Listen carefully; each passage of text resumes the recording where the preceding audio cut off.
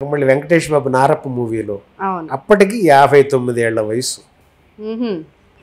9 ఏళ్ల వయసు. ఇప్పుడెంత మీరు? ఇప్పుడు 63 అమ్మ. ఆహా, అసలు కనిపించట్లేదు. అంటే ఒక 9 ఏళ్ల కలకి 49 ఏళ్ళకి వచ్చి 10 ఏళ్ళు అట్టా ఇట్టా ఉన్నా 50 అన్ని వదులుకొని పోతే మళ్ళీ 50 ఏళ్ళకి అంటే 59 ఏళ్ల వయసుకి ఆ తండ్రి వీడేదో నా దగ్గరకు వచ్చాడు, ఆ శేషం ఉండిపోయింది కదా, అది కంప్లీట్ చేయాలని చెప్పి ఆలోచించి, సరే మన తను ఉన్నాడుగా వెంకటేష్ బాబు పదాగా వస్తుంటాడుగా నా దగ్గరికి, సరే ముందు ఆ కాంబినేషన్ పెట్టేద్దాం అని అక్కడ ఉండగానే పెట్టించేశారు. నేను తమిళనాడులోనే ఉన్నాను అప్పుడు, హైదరాబాద్ రాలా. అంటే మరి దానికి చిన్న ఎపిసోడ్ చెప్పాల్సి ఉంటుంది. అక్కడికి వెళ్ళిపోయాక నేను అలా ఉన్నాను, ఆ ఊర్లో భిక్ష చేసుకుంటూ అలా ఉంటే ఒక శివ సన్నిధి అని తెలుగు వారి ఆశ్రమం, సూర్యబాబు గారు అని ఉంటారు, ఆయన నన్ను షెల్టర్ ఇచ్చారు. నాకు ఇచ్చిన తర్వాత మీరు ఏంటండి గతం అని అడిగితే గతం వద్దండి అని చెప్పాను. మరి మీ పేరన్నా అంటే నాకు పేరు కూడా వద్దండి అన్న, మేము పిలవాలిగా అన్నారు. ఈ శరీరాన్ని నాకు పిలుస్తారు, మీరేం కావాలో పిలుచుకోండి అన్న.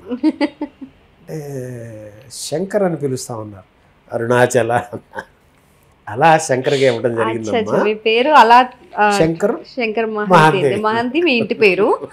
సో మీ ముందు పేరు మల్లేశ్వరరావు, ఎంవిడి మల్లేశ్వర. రికార్డ్స్ సినిమాకి మహంతి, అక్కడే శంకర్.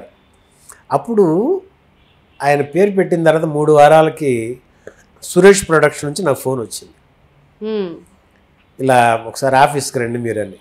లేదండి నేను ఆఫీస్కి రావటం లేదు, నేను నటుడిగా మానేశాను, థ్యాంక్స్ అండి, సారీ అండి అని చెప్పాను. కాదండి డైరెక్టర్ గారు సెలెక్ట్ చేశారు, మీ సలహా బాగుంటాయి, ఊరికి పెద్ద మనుషులు బాగుంటారని సెలెక్ట్ చేశారు, మీరు ఒకసారి చెల్లిపోండి అన్నారు ఆయన. వారికి కూడా సారీ చెప్పండి, థ్యాంక్స్ చెప్పండి, నేను హైదరాబాద్లో లేను, తమిళనాడులో తిరువన్నామలై అంటారు, అరుణాచలం రమణ మహర్షి ఆశ్రమం దగ్గరలో ఉంటున్నానండి అన్న. మహంతి గారు మీరు వస్తానంటే మా షూటింగ్ అక్కడ చేసుకుంటున్నాం, మీరు అటు నుంచి అటు వచ్చి జాయిన్ అవ్వచ్చు, ఇక్కడికి రావు అంటే చూడమ్మా ఎంత జరుగుతుంది స్క్రీన్ ప్లే అని అంటున్నానే, ఇలా ఉంటుందమ్మా. అప్పటికి 59 ఏళ్ళ వయసుకి ఆ వెంకటేష్ బాబు కాంబినేషన్లో ఆ నారప్పతో పెట్టడం, శ్రీకాంత్ అడ్డాల గారి దర్శకులు, ఆ అనుభూతి అదంతా ఇచ్చారన్నమాట. కానీ మీరు అంత పెద్ద సినిమాని కూడా తిరస్కరించే స్టేజ్లో ఉన్నారు. అంటే తిరస్కరించేది కాదమ్మా, అంటే అంటే మీరు పదం వాడారు కానీ నాకు తృప్తి పడిపోయాను కనుక వేషాల కోసం ఇక్కడ ఉన్నాను.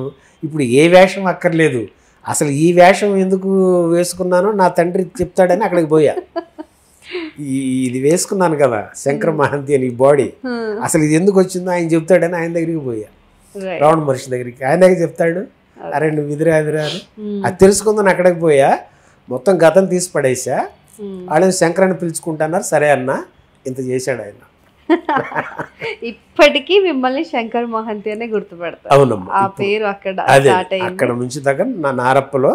అప్పుడు శ్రీకాంత్ అడ్డాల్ గారు ఒక అరగంట మాట్లాడారు, వెంకటేష్ బాబు కూడా క్యారవాన్కి పిలిపించి వారు కూడా కాసేపు నాతో షేర్ చేసుకున్నారు, బాగా చేశారు, ఎక్కడ ఉంటారు ఏంటి అని. లేదు బాబు ఏదో జరిగిపోయింది, ఇప్పుడంతా ఇక్కడే ఉంటున్నాను అని చెప్పా. అది చెప్పినప్పుడు అంతా తండ్రి రమణలు చూసుకుంటారు అని చక్కగా చెప్తూ ఆయన చిన్న అంటే ఆ సోల్ కనెక్షన్తో రమణుల పేరు తలుచుకోగానే ఆ కంటిలోంచి చిన్న ఆనంద భాష. ఎవరు? వెంకటేష్ గారా? ఆయన రమణ మహర్షి ఫాలోయర్ మా. వెంకటేష్ బాబు అలా కనిపిస్తారా మనకి, ఆయన వేరు.